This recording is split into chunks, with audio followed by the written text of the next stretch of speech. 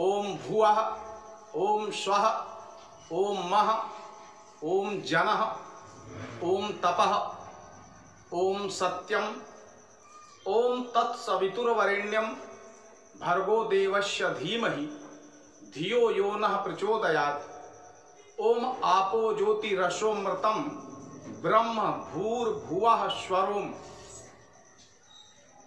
बहनों भाइयों, ये संपूर्ण गायत्री मंत्र है।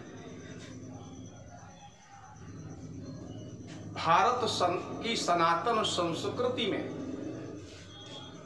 गायत्री मंत्र को सर्वश्रेष्ठ मंत्र की संज्ञा दी गई। यह सर्वश्रेष्ठ मंत्र है। अगर कहा जाए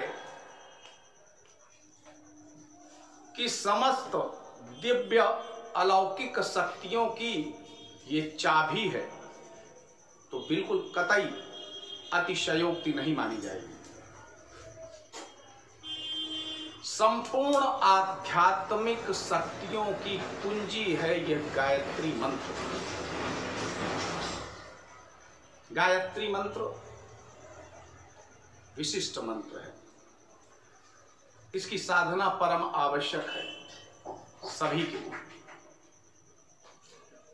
बहनों भाइयों, गायत्री मंत्र में 24 अक्षर होते हैं और ये 24 अक्षर 24 महाशक्तियों को प्रदर्शित करते हैं, इंगित करते हैं। गायत्री महामंत्र की संपूर्ण शक्तियों का लाभ लेने के लिए गायत्री मंत्र का जप, और कोई अगर विशिष्ट लाभ लेना हो तो गायत्री तंत्र कहता है कि विशिष्ट शक्तियों का भी आप लाभ ले सकते हैं। तो गायत्री मंत्र की चौथी शक्ति है शिव शक्ति। बहनों भाइयों, आप किसी भी परमात्मा के किसी भी स्वरूप का पूजन करते हैं, गायत्री मंत्र आप सभी के लिए है, क्योंकि इसमें परमात्मा की संपूर्ण शक्तियां विराजित हैं, संपूर्ण महाशक्तियां विराजित हैं। गायत्री तंत्र के जो मंत्र हैं वो इसी महामंत्र से शक्तियों का समुच्चय बना करके तंत्र के महामंत्र बनाए गए। शिव शक्ति हमें क्या देती है और क्यों करना चाहिए इस मंत्र का जप? बहनों भाइयों, पिछले 3 वीडियोज में गायत्री महामंत्र की 24 शक्तियों को संदर्भित करते हुए 3 शक्तियों का मैं वीडियो बना चुका हूं। आज गायत्री मंत्र की चौथी महाशक्ति के विषय में आपको बताऊंगा, और इस महामंत्र का प्रयोग हम कब करें, क्यों करें, कैसे करें। तो किसी भी मंत्र का जप कम से कम एक माला तो करना ही चाहिए। रुद्राक्ष की माला से करना चाहिए।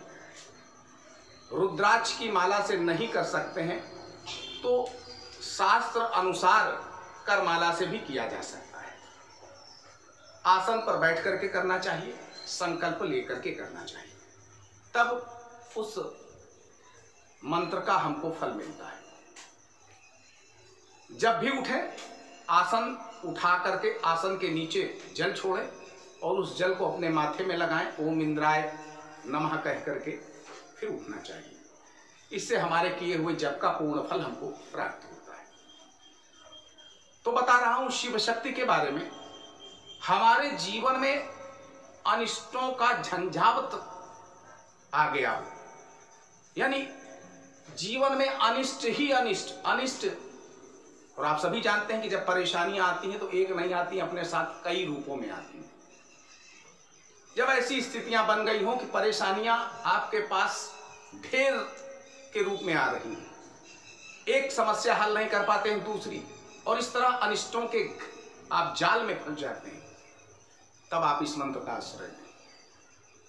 आपके जीवन में तरक्की रुक गई है, बाधित हो गई है, आपके मकान का ईशान कोण बाधित है, जिसे शिव कृपा नहीं मिल पा रही, तो इस शिव शक्ति के मंत्र का आवाहन करना चाहिए, इस मंत्र का जप करना चाहिए। आपके जीवन में स्थिरता बिल्कुल खत्म हो गई है, आपका पूरा जीवन अस्थिर है, अगले पल का आप निर्धारण नहीं कर पा रहे हैं, रोजी रोजगार के क्षेत्र में पूरी तरह से अस्थिर हो गए हैं, तो इस मंत्र का जप करिए। आपको किडनी से संबंधित परेशानी हो गई, आप निश्चित तौर पर इस मंत्र का जप करिए, किडनी के विकारों में आपको पूर्ण लाभ मिलेगा, क्योंकि शिव का काम ही है अनिष्टों का निवारण करना, अवशिष्टों का निवारण करना। और हमारे शरीर में अगर शिव का स्थान है तो वो है किडनी। मंत्र बता रहा हूं, ओम पंचवक्त्राय विद्महे, ओम पंचवक्त्राय विद्महे महादेवाय धीमहि तन्नो रुद्रः प्रचोदयात्। ओम पंचवक्त्राय विद्महे महादेवाय धीमहि तन्नो रुद्रः प्रचोदयात्। कम से कम 1 माला का जाप करना चाहिए। श्रेष्ठ लाभ गायत्री मंत्र के मिलेंगे। एक बार फिर बता दूं, गायत्री मंत्र एक ऐसा मंत्र है जो अलौकिक शक्तियों की चाबी है। अगर जीवन में दिव्य अलौकिक शक्तियों का आप जीवन में उसका लाभ पाना चाहते हैं तो गायत्री मंत्र से अपने आप को जोड़िए। बहनों भाइयों, आप सुखी रहें, समृद्ध रहें। इसी मंगलमयी कामना के साथ मैं आपसे विदा लेता हूं। साथ ही आपसे निवेदन करता हूं कि मेरे चैनल को अभी तक अगर आपने सब्सक्राइब नहीं किया है तो जरूर करिएगा, और आप मुझसे कुछ कहना चाहते हैं, कोई परामर्श देना चाहते हैं तो कमेंट बॉक्स में जाकर के मुझे भेजिएगा। आपके सुझावों का मैं हृदय से स्वागत करूंगा। बहनों भाइयों, एक बार प्रेम से बोलिए जय माता दी।